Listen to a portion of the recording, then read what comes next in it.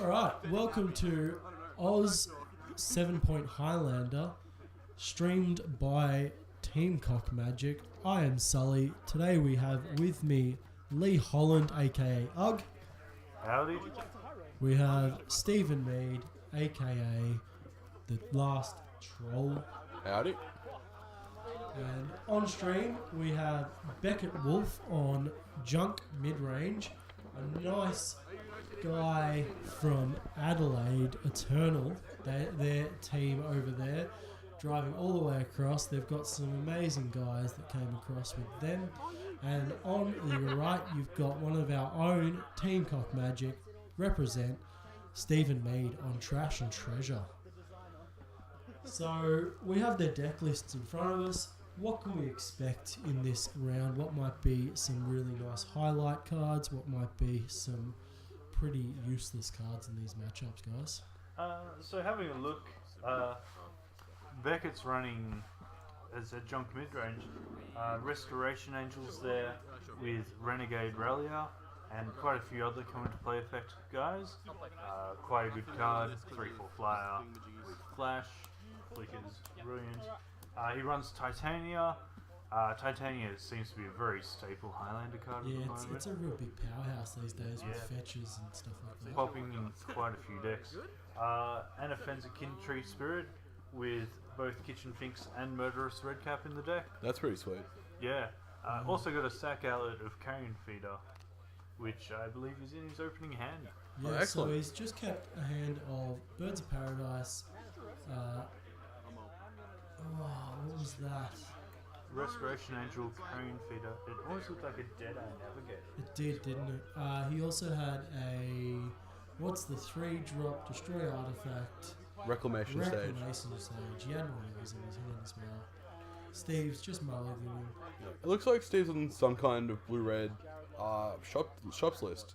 Like, he's got Bazaar of Baghdad, he's got Mishra's Workshop, he's got a Duretti Scrap Servant, Sahili Rai, and just a whole lot of just value creatures.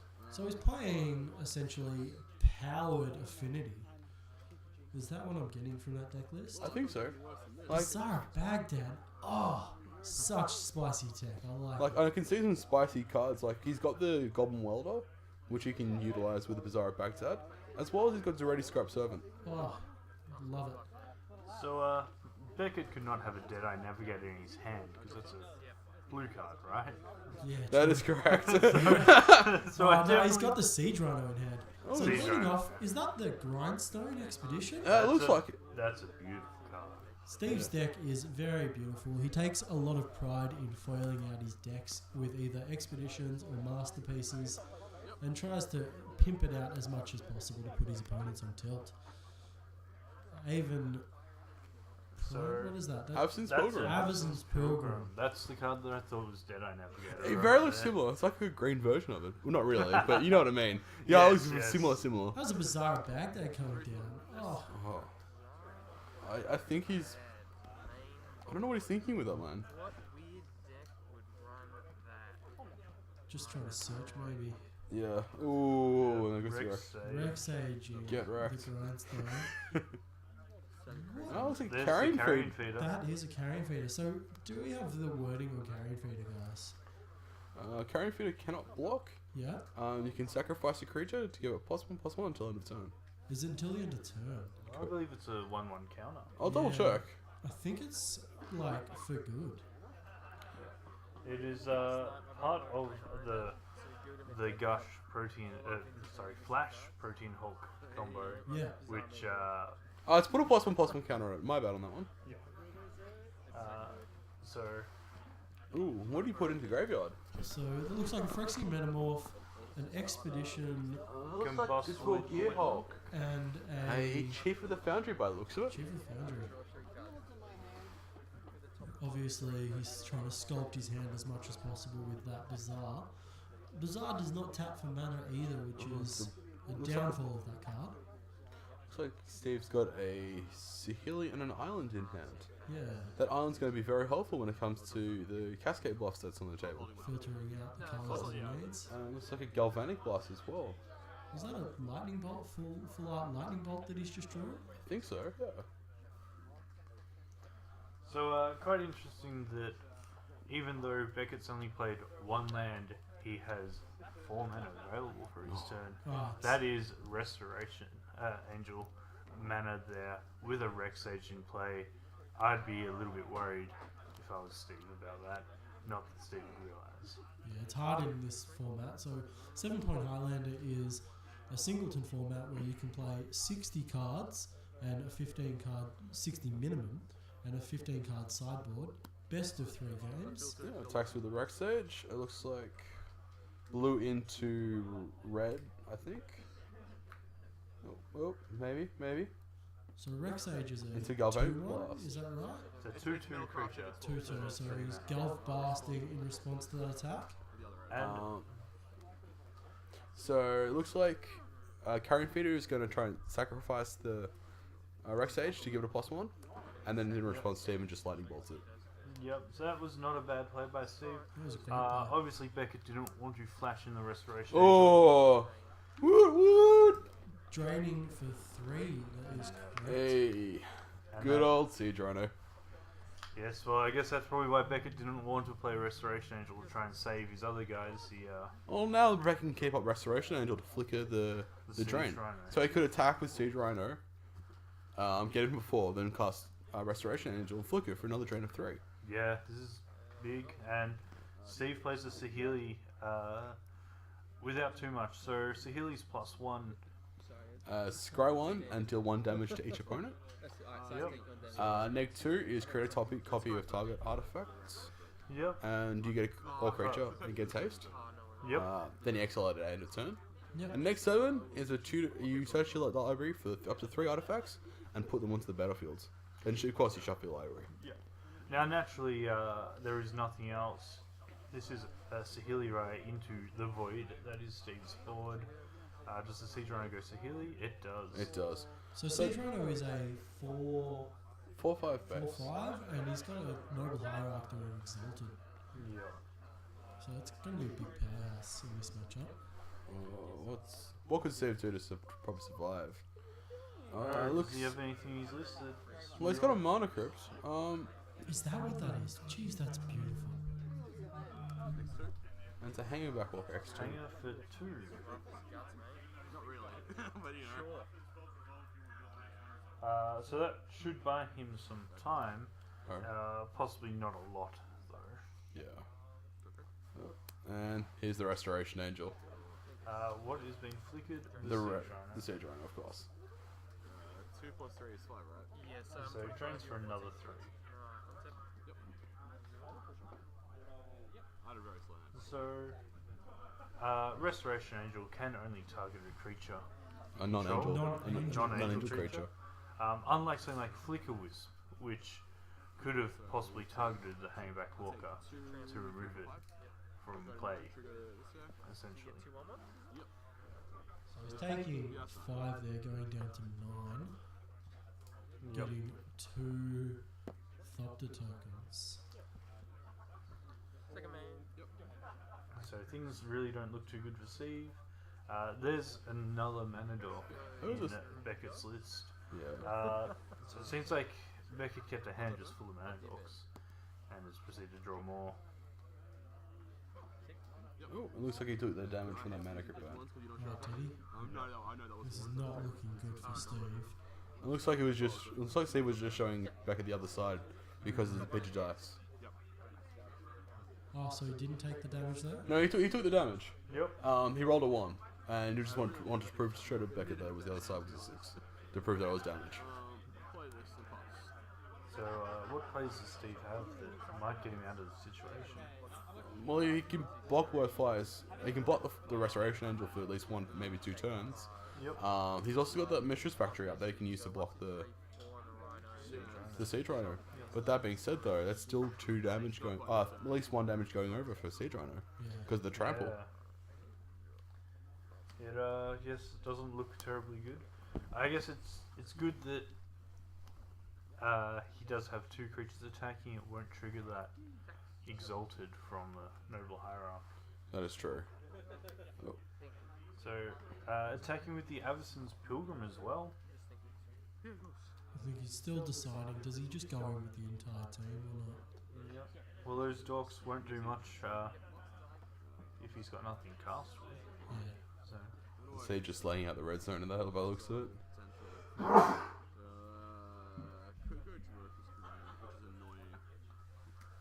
so this is very troubling. Has to activate the factory. Has to block the Restoration Angel. He has to block The Siege Rhino. the Siege Rhino. So does he throw the factory in front of the Siege Rhino to soak up some more damage? Or does he just... No, that's lethal there. Yeah, I don't think he can block like that. He needs to block that Restoration He Angel. really does. But that being said, though, like there is still the animate aspect of the factory. True, the factory can tap itself. Yep. Which nets in one less damage, which is Yeah. still sick. Yeah. But that did make- he play that factory in his turn, or is it still affected by summoning sickness? Yeah, I have a think feeling it might be summoning sickness. it might be something sick. Yeah. Looks like he has realised this and rectified his blocking, so he still takes 3 damage. Yeah. Thank you, Steve, for representing that with your hands. Makes it easier for the commentary team, eh? Oh, it makes it so Pilgrim much easier. is meant to be dead. What is that? That is. Murderous Redcap. Oh, Oh, is wow. that the promo art Murderous Red That Cap is doing really 2 damage? sweet. Puts him to 1, and is he going to die from this crypt? No, he survives the crypt. Lucky Steve. He's always been pretty lucky with his crypt rolls. Is that a crypt or a vault? That's a mana crypt. Crypt, yeah. Alright, so Steve packs it up. Alright, so what can we expect in sideboards? So for Steve, he's got... Oh, wow. He's got 1 copy of Glory Send, 1 Torment Script, 1 Shrapnel Blast, 1 Gyropo Aether Grid, 1 Mindbreak Trap, 1 Pier in Kiranella, 1 Pier's Revolution, 1 In the Eye of Chaos. Oh, all spiciness. 1 Scrap Mastery, 1 Dak Fedden, 1 Blood Moon, 1 Defense Grid, 1 Blightsteel Colossus, Sky Sovereign, Console's Flagship, and Chandra Torture Defiance. So, with Beckett, he has a Carpet of Flowers, a Choke, an Etherswarm Canonist, a Thalia Guardian of Thraben, an Aus of Pontiff, a Vryn Wingmare, a Wave of Resurgence, Thrun the Last Troll, Hey. Eidolon of Rhetoric, Fairy Macabre, Timely Reinforcements, Fatal Push, Scavenging Ooze, Core Firewalker, and a Mindbreak Trap. So it looks like when Beckett tipped his hand, it looks like he's bringing in the Scavenging Ooze and the Aus of Pontiff. The Aus of Pontiff, of course, being for the Thopters that he saw. Yes, And the Scavenging Ooze would have been purely for the fact that he saw a Bazaar of Baghdad. yes, Yes. and Those also cards. Artifact deck. You presume there's a little bit of reanimation at least in Steve's deck. Yeah. And If as you haven't played against it and know it. yeah, so as I said, like the Scrap Mastery might come in, so that could be a useful combo with the Bazaar of Baghdad. Yep. I'm a little bit surprised that Thalia, Guardian of Thraben, and the Vryn Wingmare wouldn't jump in, because a lot of what we saw Steve play was not creature based. Yeah, true. Yep. We did see a Metamorph, Combustible Gearhulk, and the Hangerback Walker, but most of the rest we saw there was, not creatures. Yeah. So remember that this is a singleton format. So when you're sideboarding it, it still doesn't give you the guarantee that you'll see those sideboard cards. Very true. I find trying to find like cards in Highlander is very critical. Yeah. Which, when you look at the 15 card sideboarding, there's 15 very different cards. Yeah. It's very. I feel it's very loose sideboarding. Yeah. So from what I saw, I reckon Steve might actually bring in a Blood Moon, Yeah. because there was only a from Godless Shrine and a Savannah on Yes, Beckett's side of the we table. did only see 2 things. However, he did run a lot of mana dorks, so unless that Blood Moon comes out really quick, Beckett might just be able to jam a couple of mana dorks, and the Blood Moon is then rendered ineffective, really. Yeah, so I versed Beckett later in the day, and I didn't see many basics against him, and I played back to basics to punish people for their greedy mana bases. So Blood Moon is a very solid choice for Steve Meade. Hopefully he sees it in this game. Yeah. Yep. Unfortunately, I actually really wanted to verse Beckett because I really love the Abzan decks or the junk mid-range decks. Yeah, it's kind of your home there, isn't it, Steve? Yeah. Abzan where it's at. That and Junt. So, sorry. No, you're right. So I love that the namesake of decks is really funny. So we've got Junk, we've got Junt, and then we say Abzan as well, which is one of the newer names from Khans. Yes, of course, that colour combination didn't have a name before Khans of Tarkir, and Khans is only a couple of years old now. So, yeah. It's 2014, 2015, right? 2015. Yeah, so we did have the Esper and the stuff from Alara, but we didn't have the other 3 colour combination names officially from Magic. Yeah, of course. We had our pet names, so we had like Bug and Rug and stuff like that instead of Sultai and Jeskai and Tamur. Tamur is my favourite, being a Rug. Rug. Yeah. But yes, it was quite interesting that they decided that they needed to give them names. Yeah.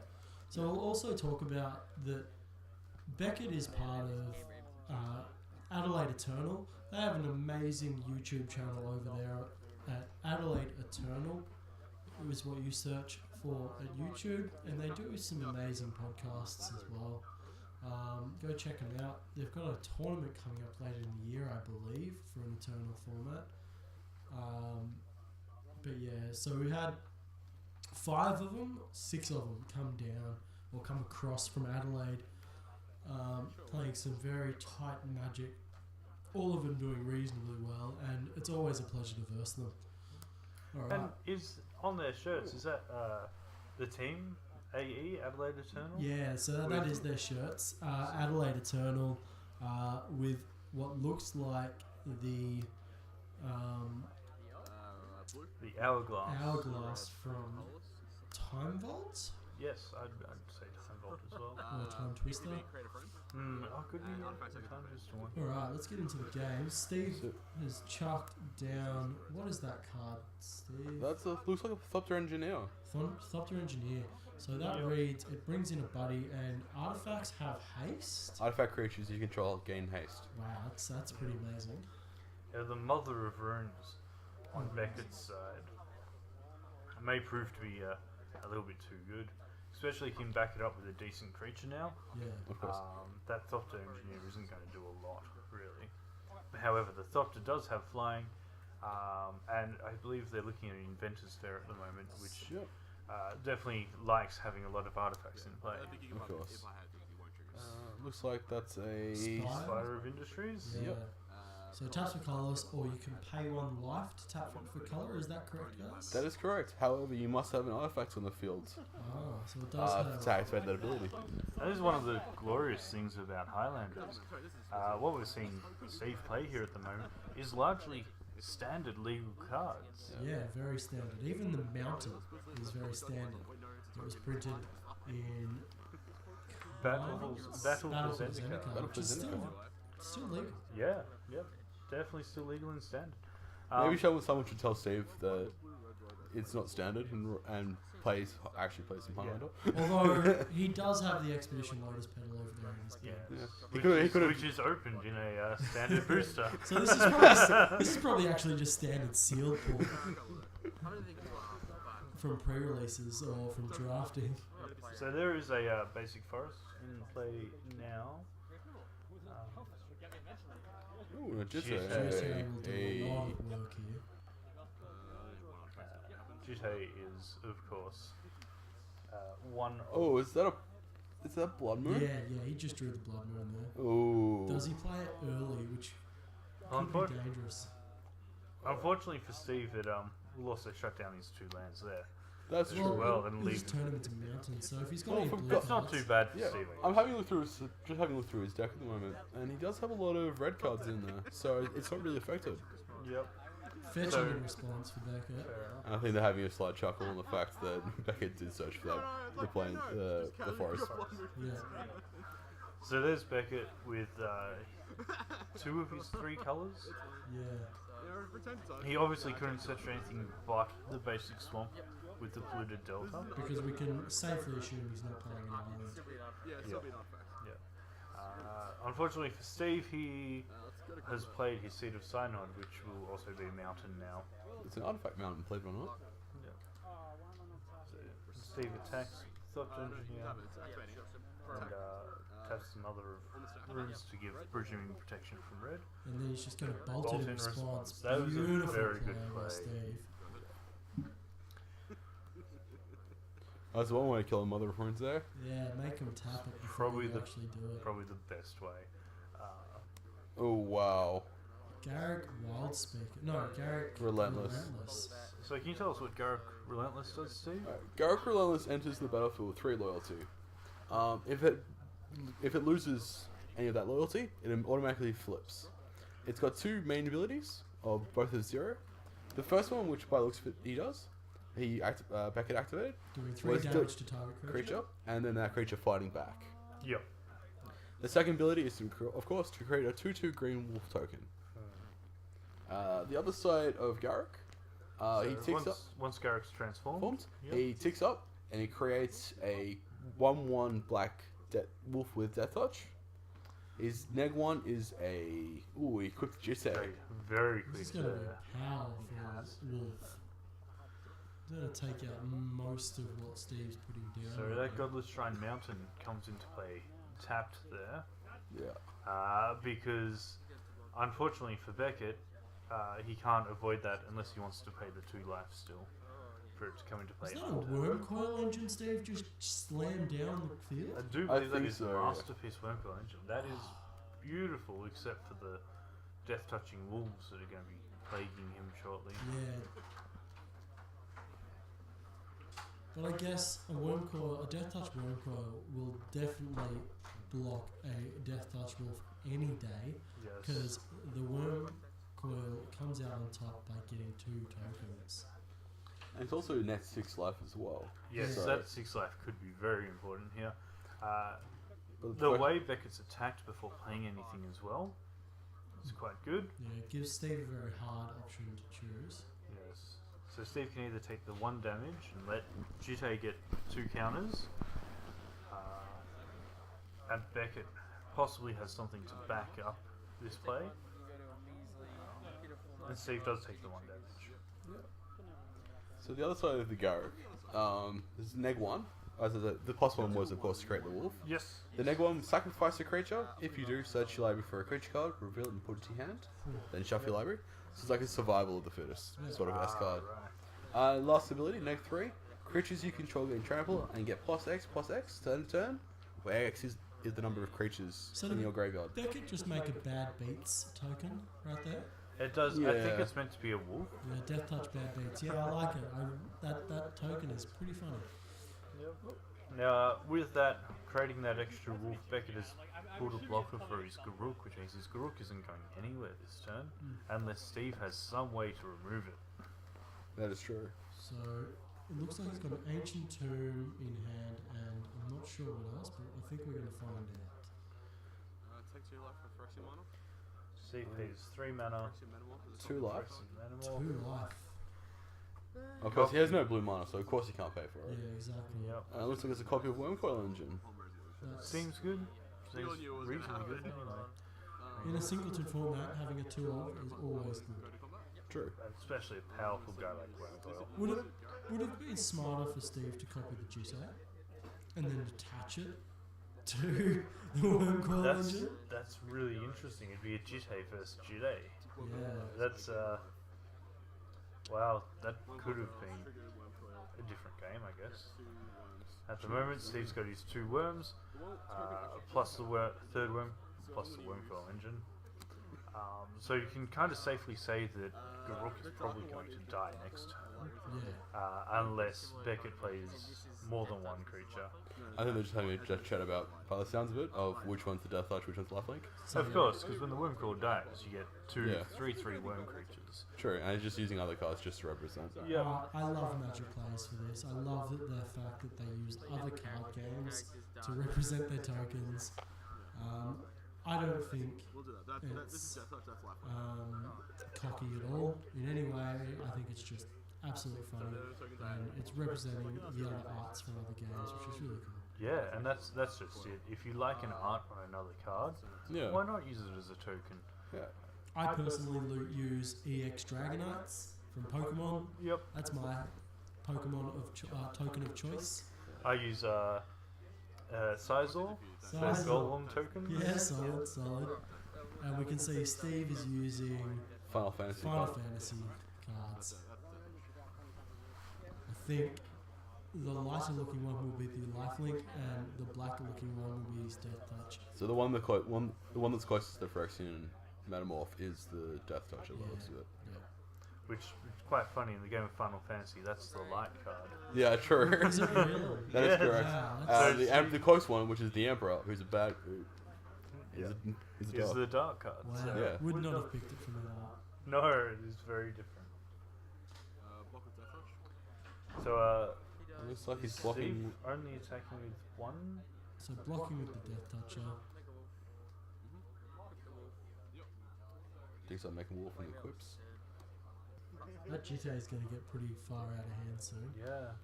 I'm slightly confused why Steve didn't attack the second wolf at least to kill Garuk.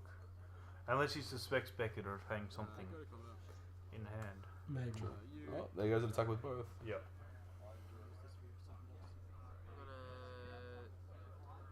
One by one, I'm going to. So it looks like Beckett's going to kill this life linker before it can do damage and gain him life.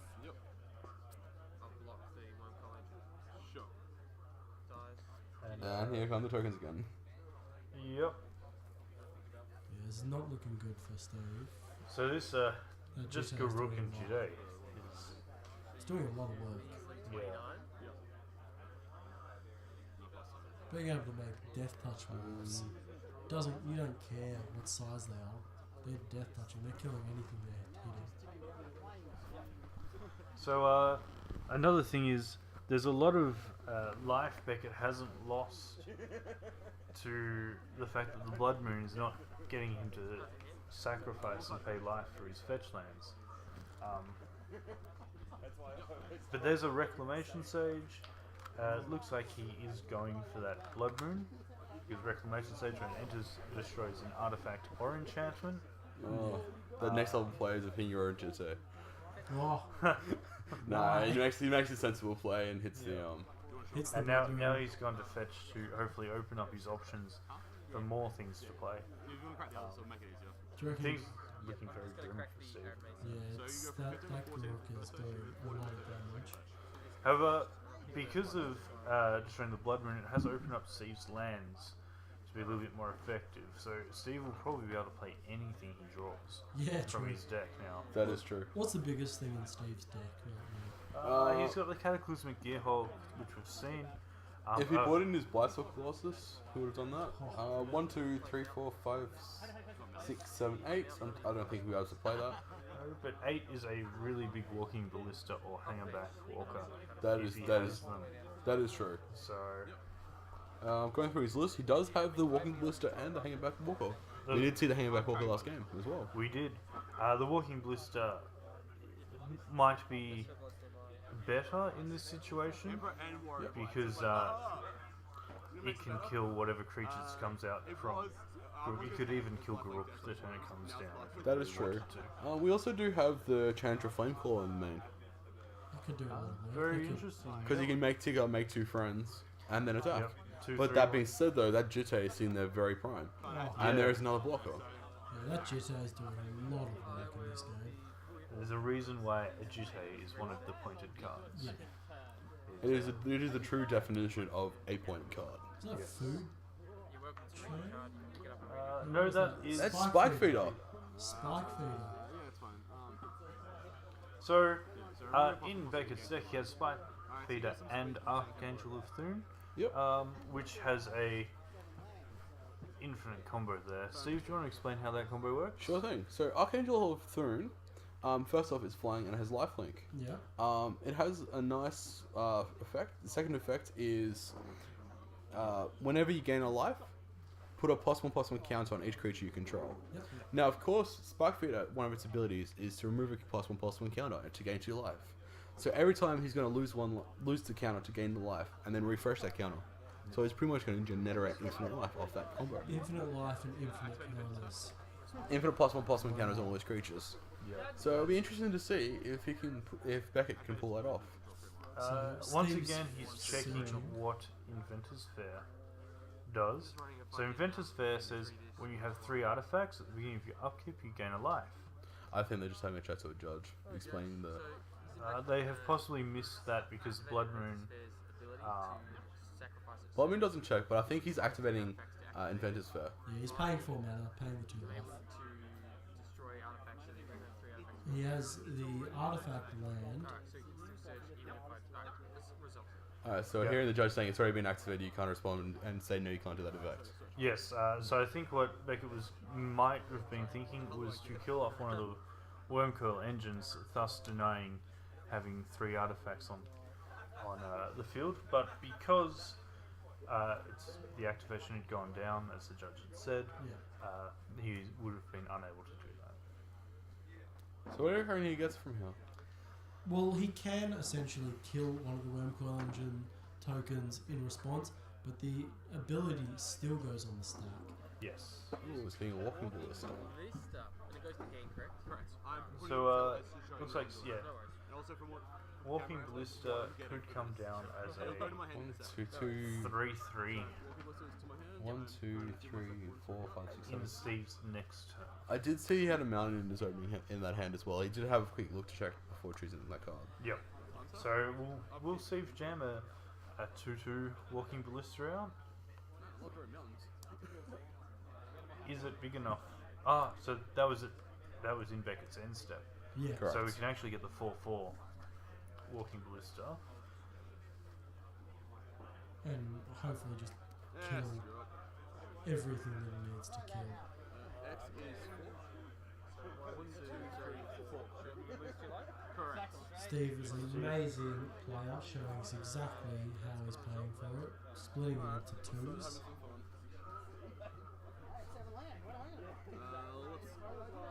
So where does he go from here? Is the Spike Feeder a big enough threat to just kill outright? He's going for the Reclamation Sage. So Jide ticks up, giving Reclamation Sage +2/+2. Does he in response, does he do it again? I think he won't be able to win this race, but I think at the end of it, he might be trying to burn through all those +1/+1 count, Yeah, the so counts in true. GTA. So it'd be a good way to try and stop the GTA from happening.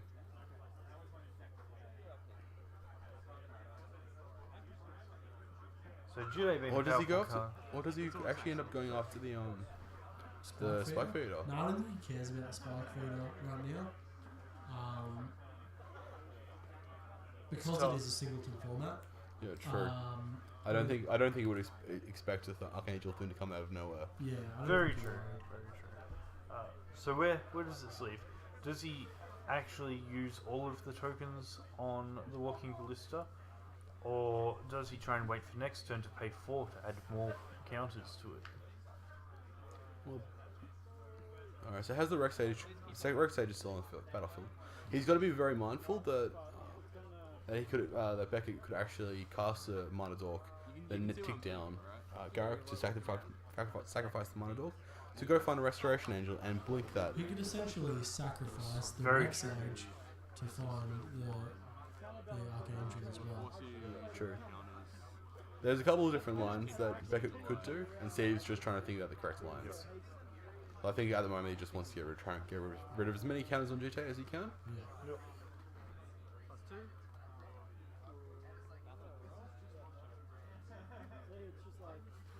This is Down to 1-1. What's he? He's gonna use the last one.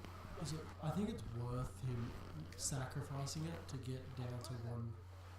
However, Steve could have used it to block before removing counters, getting rid of the Walking Ballista and Jite, the wielder of the Jite not getting any fresh counters on it. Yeah. Yeah. So now I think he should probably attack with his Death Touch and force him to block on Garrick.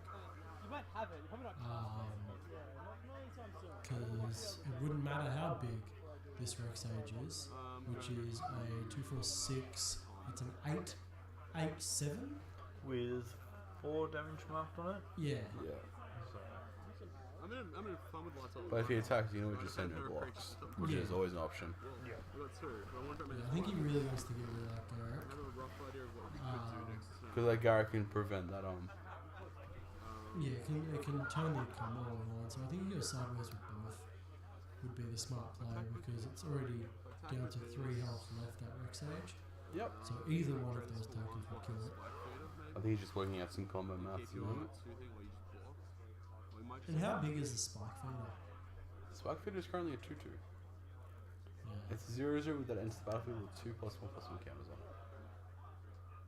The other option is you let it through, you just drain it for 2, or you hold that up and then attack and you can just kill one. Yeah, combat maths can be hard sometimes. You try to play around what they've got. And that's the life I'm just listening. Steve seems to be talking out his play. Yeah, so he is attacking there with the death touch I gotta know. guy. Hitting him in the face instead of the Garrick. Sweet. You can see my logic. Yeah. Pass it. Yeah, muscle. Just put him in a faster clock. Alright. So playing the death rock shaman, 16. sacking the death rock Yeah, so shaman. it does also tick down. Yep. So you were 100% correct there, Steve. Grabbing the Archangel. You're welcome to read it. I'm gonna cast it. Welcome to Raider. Alright, have fun. Alright, so if I remember, And, correctly, Yeah. fly, He's Rex Age and Spike not Feeder. lively. And it's Whenever for you attack gain this turn. Yeah. Though the Spike Feeder itself won't be Whenever I get life, infinitely plus 1 long. counter on all creatures. No, it would be You're welcome to ask a judge or get an Infinite 2. infinitely two. two. I'm just gonna call a judge for Yeah, of Oracle. course, of course. Judge! I think you're just going for an Oracle because I think that's in foreign. Yep. Just clarifying wording, I think. Yeah, that's fair enough, and it is something that's happened to me. I've played a Korean Dryad, and my opponent has called a judge because you should not take your opponent's what they tell you for granted, Because it is not in their best interest for you No. to know what's happening. and they 100%. might also have the wrong interpretation as well. Oh, it happens. It So, happens. yeah. So asking for Oracle text is a very valid thing to do in this case. Oh, here we go. We're going infinite. Archangel thing. So Spike Feeder gets a plus 1 counter also. Yep. So, And I'm gonna keep doing this 100,000 times. Oh, he's going to make that Rex Age infinitely big too. Yeah. Yes, but there is the life-linking worm that can block it, sure. and possibly buy Steve a turn. Mm. So I'm gonna do Uh, that. We saw a grindstone in the deck, so he probably runs Panda 7 as well, I imagine. Yeah, like I saw a Painter 7 in his list. Oh, but Ooh. Swords will probably Ooh. call it a day there. Then I'm going to move to combat. Yeah. And I'm going to swing. 28. Yep. 28, hit by a infant-sized Reclamation Sage. There's almost I can survive that, to be honest. So that was the end of game 2. Beckett's gone 2-0 in this match. It was pretty tight. Steve played very, very tight there. Very impressed with how his deck was performing. It just got a bit unlucky. Thank you for the game. Yeah, but in a different circumstance, that Blood Moon might have ruled that second game. That being said, though, like we're looking at I'm looking through his deck list, and it's got, Mox Ruby. He's got a few other cards like that. Mana Crypts. Could have easily had like a turn 1 Blood Moon. Yes. I think it's just it is luck of the draw sometimes. That's what Magic does, and there we are. There's that Thalia that I said could possibly come in. Also Pontiff. And the Vryn's Ring there. I Hey. think we called that sideboarding to point, did we not? We did. Yeah, we did. That was perfect. Couldn't have Is done that it better. metal work on top of Steve's deck? Yeah, That is. foil metalworker. Guys, Oh, just a him. troll. So he's probably playing the Staff of Domination as well because that's how he rolls. I think Steve got very unlucky this game. That's true. Very good. Anyway, so that will end our coverage of round 1. Yeah. So we'll see you all back soon For round two. Round 2.